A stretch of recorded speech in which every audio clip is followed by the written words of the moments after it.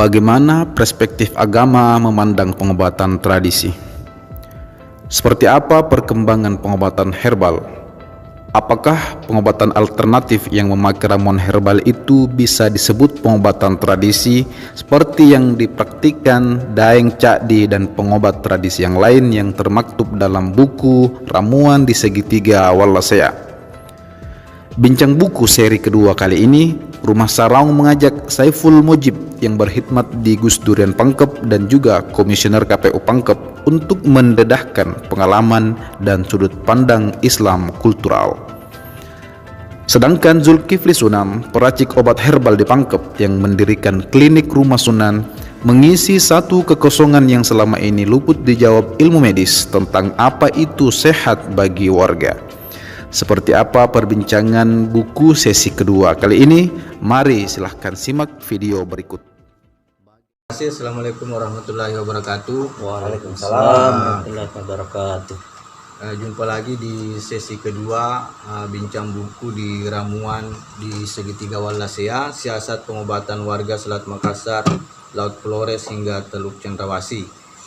Jadi buku ini merupakan program penelitian yang Pra-Event Makassar Bienal yang kedua, di mana ada tim peneliti dari 6 kota, Kota Makassar, Bulukumba, Parepare, Pangkep, Labuan Bajo dengan Nabire. Di sesi kedua ini bincang buku mengambil sudut pandang agama dan peracik obat herbal. Menghadirkan Saiful Mujib, berkhidmat di Gus Durian Pangkep dan juga Komisioner KPU Pangkep. Yang kedua ada Pak Zulkifli Sunan. Pak Zulkifli Sunan ini adalah peracik obat herbal dan pendiri klinik Rumah Sunan.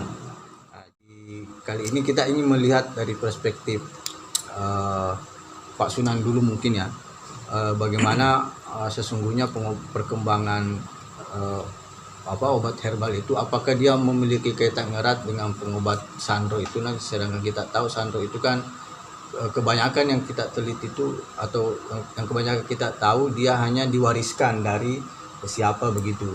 Biasanya sih itu tidak bisa berpindah ke yang bukan keluarganya, rata-rata diwariskan ke yang memiliki garis darah lah. Nah, sedangkan pengobatan alternatif yang kita tahu itu dia memiliki metode tersendiri, bisa dipelajari, bisa ada sekolahnya, ada kursusnya tersendiri. Itu yang kira-kira apa relasinya, apakah dia berhubungan dengan pengobatan tradisi, bagaimana dia mengambil, ataukah dia sisi lain dari pengobatan medis itu sendiri yang misalnya kayak di rumah sakit dan puskesmas. Jadi memang untuk urusan herbal ini sepertinya memang di Indonesia masih cukup panjang gerakan kalau memang pemerintah betul-betul serius mengembangkannya. Walaupun menurut saya potensinya besar sekali. Kenapa disebut besar sekali? Banyak ahli-ahli herbal di dunia itu pun mengakui bahwa Indonesia ini sebagai negara tropis yang ada di jalur Katulistiwa itu punya spesifikasi tanaman herbal itu yang sangat unik, karena di atas 60% tanaman yang ada di Indonesia itu diakui sebagai tanaman obat. Istilah pengobatan itu, kata obat itu kan berasal dari bahasa Arab itu, dari hokbat. Ya, hokbat itu dari kata panjangnya habbatus sauda. Nah, hokbat itu, kata obat itu dari situ. Iya, di Al-Qur'an sendiri sebutkan bahwa habbatus sauda adalah obat terbaik, dan hanya satu yang tidak bisa disembuhkan, yaitu kematian. Saya kira Bapak juga mungkin pernah. Habbatus sauda dia merujuk pada benda atau buah atau? Iya, batu sauda itu kan biji bunga. Ya, biji bunga ya. Bijinya bunga habatus sauda. Bijinya itu berarti dia tumbuhan ya. Iya, tumbuhan. Jintan hitam toh namanya. Jintan hitam. Ada di sini. Oh, kalau di sini jadinya jintan hitam. Iya, di sini disebutnya jintan hitam. Oke, baik, itu dari pandangan Pak Zulkifli Sunan dari sudut pandang peracik obat.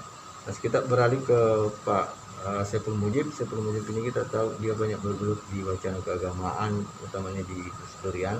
Ini terlepas dulu dari jabatan beliau sebagai komisioner di KPU Pangkep.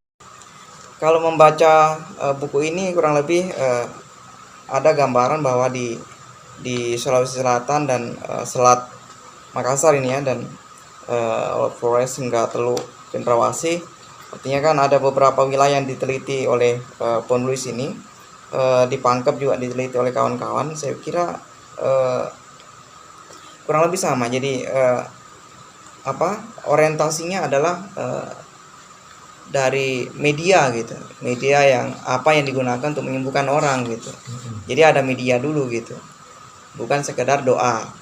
Kalau Islam kan menganjurkan kita kalau misalnya ada apa-apa berdoa, tapi kemudian berkembang bahwa doa tidak hanya sekedar doa, tapi perlu ada media yang kemudian menyembuhkan. Ketika bicara soal media, bisa jadi kita bertanya ke orang yang tahu, itu namanya kalau di sini sandro gitu kan. Ya, kemudian caranya juga sandro itu atau penyembuh itu orang-orang yang kalau mungkin tadi dukun itu ya beda-beda, biasa dengan meniup ya kan, meniup air gitu, atau kemudian meniup langsung dengan yang bersangkutan, itu ada dengan dengan bacaan-bacaan khusus. Saya kira hal seperti itu tidak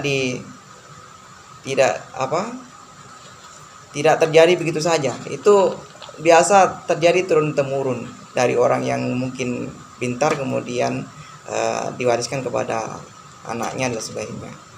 Jadi hal seperti itu biasa kalau di Islam sih, orang-orang khusus yang diberikan berkah, orang yang khusus yang diberikan amanat untuk kemudian dapat mengobati orang gitu.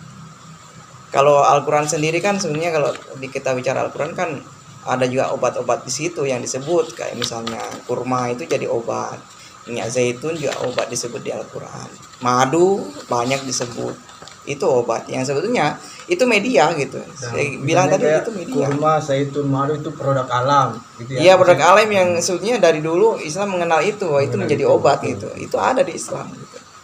Dan memang bukan sekedar doa, tapi ada media. Tadi banyak disebut oleh Pak Sul, itu di Indonesia kaya sekali. Makanya saya pikir oh ini yang menyebabkan Belanda dulu ingin menguasai kita, karena memang rempah-rempah kita sangat kaya.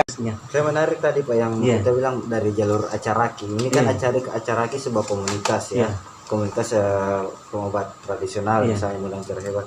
Tadi Bapak sempat sampaikan bahwa ada buku yang kemudian dibaca yang kemudian sepertinya mengarah kepada salah satu kayu yang kita anggap sini dalam bahasa Bugisnya Aji Colo, Terang Besi kan? Terang Besi. Nah, itu bukunya itu bagaimana Pak? Apakah itu beredar luas ataukah hanya dikonsumsi di komunitas tersendiri seperti itu? Iya. Jadi begini, seperti yang saya bilang tadi bahwa perkembangan untuk mendalami ilmu tentang herbal ini secara sporadis ya, artinya secara beberapa lembaga membentuk kelompok-kelompoknya masing-masing. Ada bikin kelompok besar, ada kelompok kecil.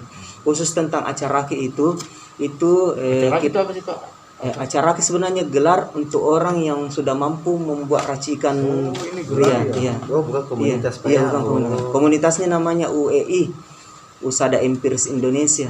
Itu Usada atau Usada Pak? Usada.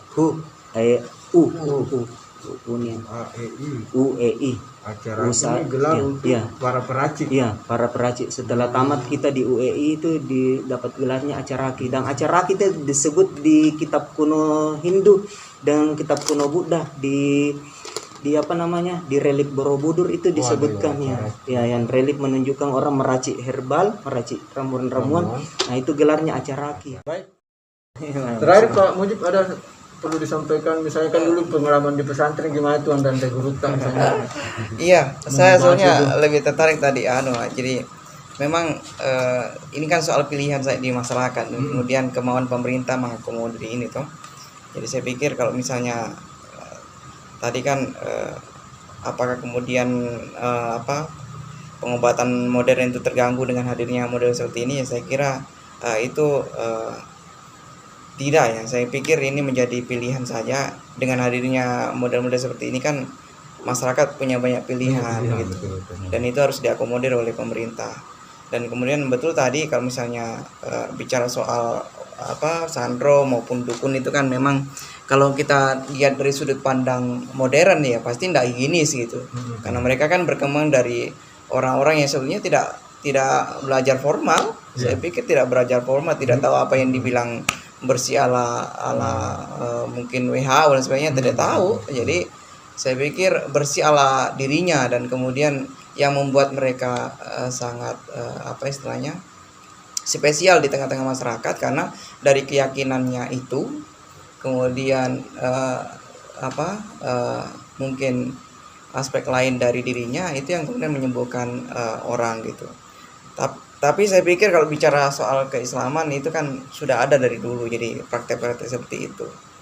Jadi yang belajar dari pengalaman itu kemudian ada yang kemudian mengembangkan diri dari praktek pengobatan modern dan mengembangkan diri dari obat-obat yang mungkin sebetulnya ada di sekitar kita, itu juga saya pikir menjadi pilihan. Terima kasih. Demikian bincang buku seri kedua tentang buku ramuan di segitiga Baldasia. Di seri kedua ini mencoba mendedahkan sudut pandang agama secara kultural dan peracik peracik herbal oleh Pak Zulkifli Sunan. Demikian, terima kasih. Sampai berjumpa di bincang buku rumah sarang selanjutnya. Terima kasih. Assalamualaikum warahmatullahi wabarakatuh. Waalaikumsalam.